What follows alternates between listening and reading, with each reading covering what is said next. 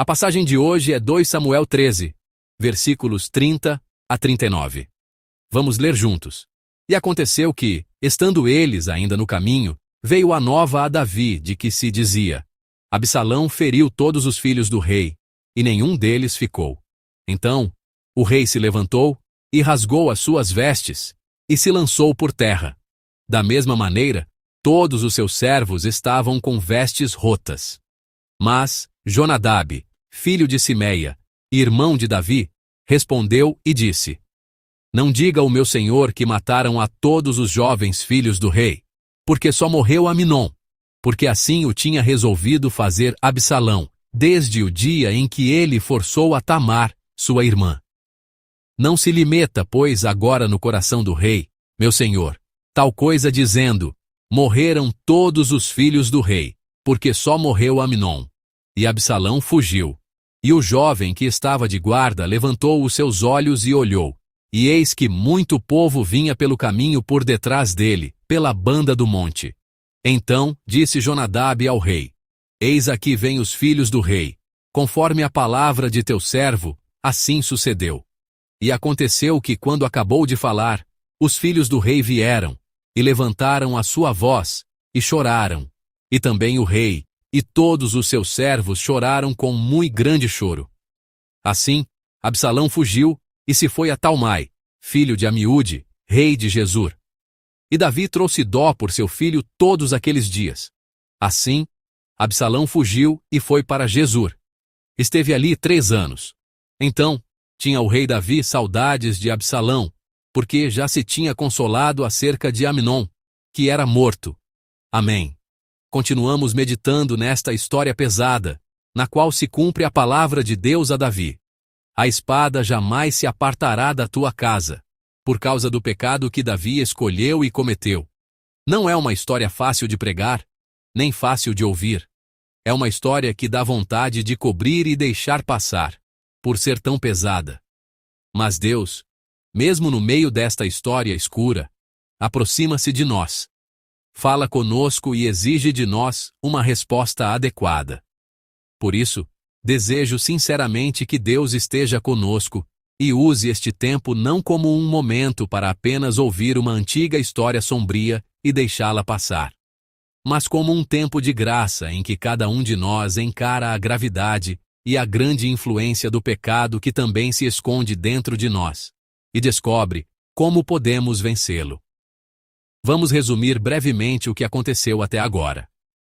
Aminon, o filho primogênito de Davi, dizendo que amava sua meia-irmã Tamar, forçou-a e a desonrou. Depois, como se a culpa fosse dela, expulsou-a. Para vingar a injustiça e a dor de Tamar, sua irmã que chorava miseravelmente, Absalão, irmão dela e terceiro filho de Davi, rangeu os dentes durante 2 anos e planejou vingança. Por fim, numa ocasião em que convidou Aminon e os outros irmãos, mandou seus servos matarem Aminon de forma cruel. Os filhos que estavam ali montaram apressadamente em seus mulos e fugiram. Davi ouviu o boato exagerado de que Absalão havia matado todos os seus filhos. Tomado por choque e tristeza, rasgou as vestes e deitou-se no chão. Depois, ao ver que os outros filhos, exceto Aminon, estavam seguros, sentiu alívio e, ao mesmo tempo, chorou amargamente.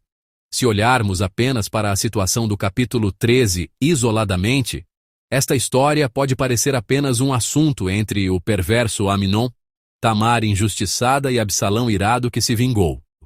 Davi, o pai, pode parecer totalmente alheio a tudo isso, apenas uma vítima inocente que perdeu um filho da noite para o dia, alguém que enfrentou um sofrimento injusto sem o esperar. Mas muitos estudiosos da Bíblia apontam que os acontecimentos registrados no capítulo 13 têm profunda relação com Davi. Especialmente dizem que a imagem de Davi no capítulo 11, cego pelo desejo, usando seu poder para tomar à força Batseba, mulher de Urias, sem qualquer escrúpulo, e destruir aquela família, aparece da mesma forma em seu filho Amnon.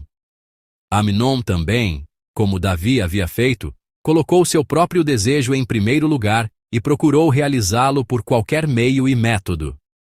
O comportamento pecaminoso do pai foi reproduzido no filho.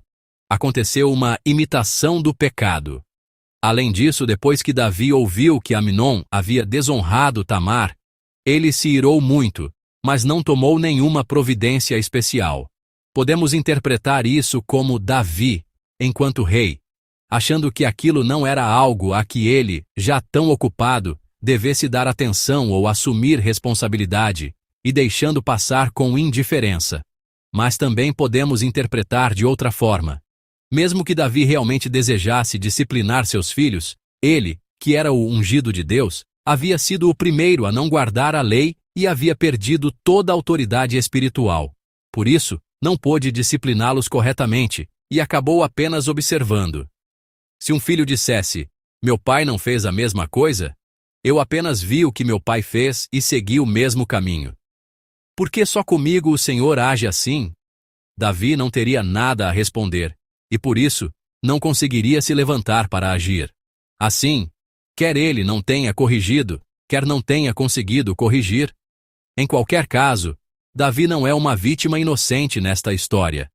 Ele é um agressor direto e indireto, e alguém que forneceu a causa. O fato de que Davi, como pai, de modo algum está livre da tragédia que aconteceu entre seus filhos, traz também a nós um grande alerta. Dizemos que os filhos são o espelho dos pais e que os filhos crescem olhando para as costas dos pais. Os filhos observam as palavras, atitudes, valores e modo de vida que aparecem no cotidiano dos pais. Sem perceber, recebem grande influência e acabam se parecendo com eles. As coisas que cada um de nós diz e escolhe hoje, tudo aquilo que parece sair sem pensar, mas que na verdade flui das profundezas do coração, influencia direta e indiretamente não apenas nossos filhos, mas também as pessoas ao nosso redor. Ao responderem perguntas importantes, como quem é Deus e que tipo de vida é correta e abençoada para o povo de Deus, todas as nossas ações e todas as nossas palavras carregam uma influência e uma responsabilidade nada pequenas. Por isso, neste momento, desejo que cada um olhe seriamente para si mesmo. Minhas palavras e conduta recentes têm sido um espelho que ensina e mostra aos outros o que é temer a Deus? Ou tem sido um espelho que mostra o que é desprezar a Deus? Tenho sido um bom exemplo, mostrando que a vida santa é a vida mais abençoada, encorajando e conduzindo outros a viver assim? Ou tenho sido um mau exemplo que estimula outros a pecar? Desejo sinceramente que todos nós, por nossas palavras, ações e por toda a nossa vida, mostremos aos filhos e às pessoas ao nosso redor Deus Pai, bom e misericordioso, mas também santo, e que a vida que confia nele e lhe obedece é a vida mais abençoada. Continuemos a história. Nessa tragédia familiar, em que o primogênito teve a vida tirada pelo terceiro filho, mais ainda, nessa situação confusa em que o sucessor do trono morreu subitamente e todos os relacionamentos se deformaram, como Davi reagiu? Vamos ler juntos os versículos 37 a 39. Absalão fugiu e foi a Talmai, filho de Amiúde, rei de Gesur. E Davi lamentava por seu filho todos os dias. Absalão fugiu e foi para Gesur. E ali permaneceu 3 anos. Então o coração do rei Davi ansiava por Absalão, pois Amnon já estava morto, e o rei havia sido consolado a respeito dele. Amém. Davi sentiu responsabilidade e caiu em tristeza ao perceber que seu amado filho, Amnon, havia feito uma escolha má e, como consequência, fora morto. Absalão realizou sua vingança, mas temendo que outra vingança viesse sobre ele, deixou Israel e fugiu para Gesur, terra estrangeira onde vivia seu avô materno. Davi deixou passar 3 longos anos sem fazer contato com Absalão nem tomar qualquer atitude em relação a ele. Podemos ter a impressão de que Davi, no fundo, sentiu algum alívio pela morte de Amnon, que havia provocado conflito e confusão na família, que sentia saudade de Absalão e queria perdoá-lo, mas por não saber onde ele estava, ou por não poder agir precipitadamente como rei, ou por várias outras razões, não conseguiu fazê-lo imediatamente, e assim 3 anos se passaram. Mas outras traduções expressam essa parte dizendo que, quando o choque e a tristeza do rei Davi pela morte de Amnon se acalmaram, seu desejo de ver Absalão tornou-se intenso. Em outras palavras, a ira contra Absalão, que havia matado Amnon, foi diminuindo com o tempo. Como a morte de Amnon não podia ser revertida, começou a surgir compaixão pelo filho vivo, Absalão. Davi aceitou com dificuldade a morte de Amnon, organizou seu coração e passou a carregar sentimentos misturados de ódio e saudade pelo Absalão fugitivo. Ao vê-lo passar 3 anos aceitando lentamente, com dor, a dura realidade que lhe aconteceu, lembramo-nos da frase: o tempo é remédio.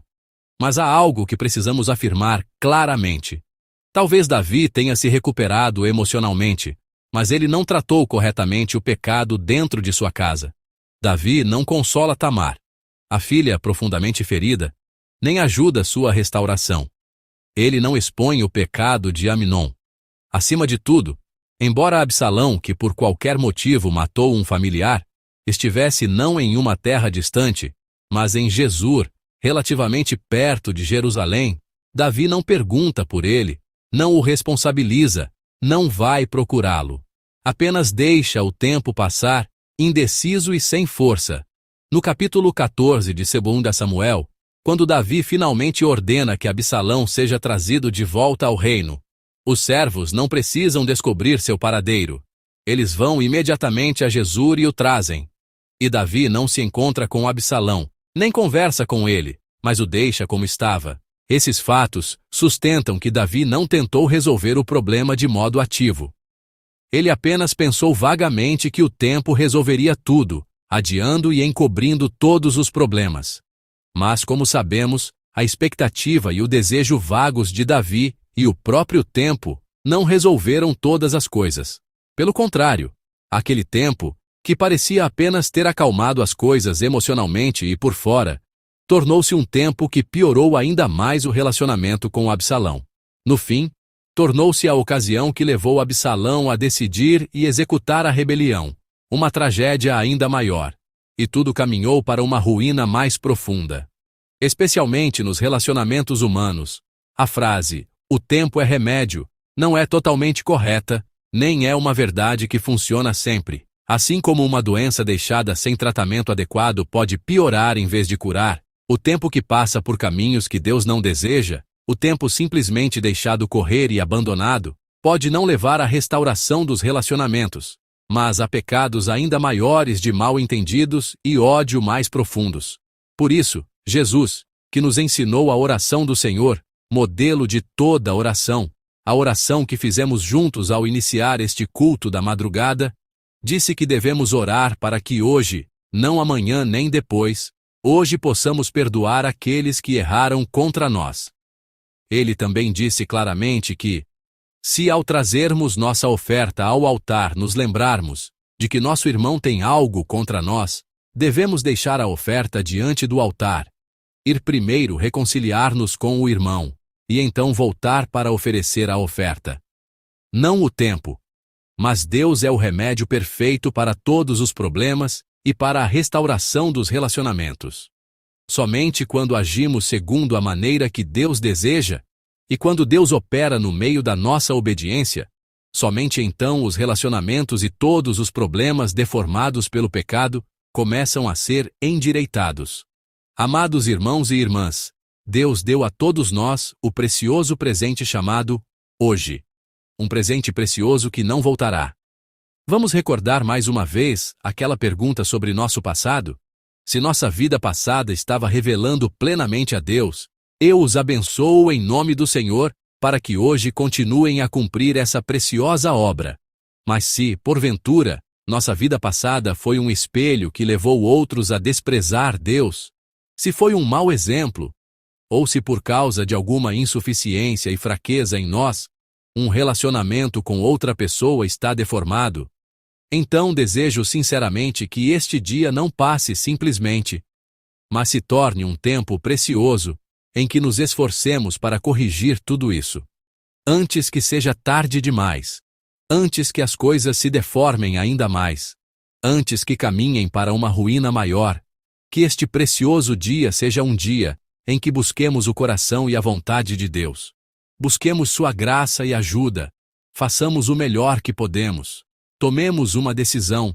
Ganhemos coragem e pratiquemos o que é necessário para resolver todos esses problemas. Eu os abençoo em nome do Senhor para que, no meio da graça e da ajuda de Deus, todos os nossos problemas comecem a ser resolvidos hoje,